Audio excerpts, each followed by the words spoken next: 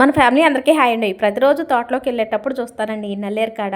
రోజు అనుకుంటున్నాను ఇంటికి తీసుకెళ్ళాలని, కానీ రోజు మర్చిపోయి వెళ్తున్నాను. ఈ రోజు గుర్తుంచుకొని తోటలో బయలుదేరినప్పుడు పాట పాడుకుంటూ వచ్చాను, నల్లేరు కాడ నల్లేరు కాడ నల్లేరు కాడ అని. ఎట్లా అట్లా అనుకుంటూ రావటం వల్ల ఈ రోజుకి మర్చిపోకుండా ఇంటికి తెచ్చుకున్నానండి. ఈ పచ్చడి అయితే బాగుంటుంది, కానీ దీన్ని శుభ్రం చేయాలంటే కొంచెం టైం పడుతుంది. కాబట్టి పచ్చడి చేసే విధానం రేపు వీడియోలో చూపిస్తాను.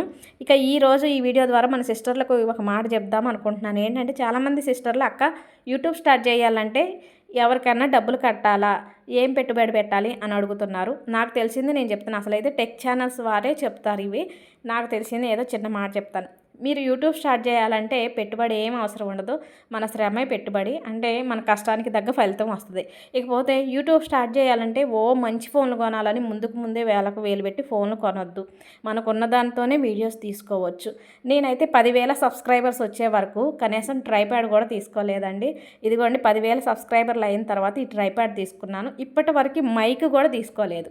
చాలామంది ఏమనుకుంటారేమంటే మంచి ఫోను, ట్రైప్యాడు, మైకు ఇవన్నీ ముందే తీసుకుందాం అనుకుంటారు. అలా తీసుకోవటం వల్ల మన ఇంట్లో వాళ్ళు ఏమంటారంటే, మీకు రూపాయి సంపాదన లేదు కానీ ఈ ఖర్చు అంతా ఎందుకు అని అంటారు. ఆ మాట మనం ఎందుకు పడాలా?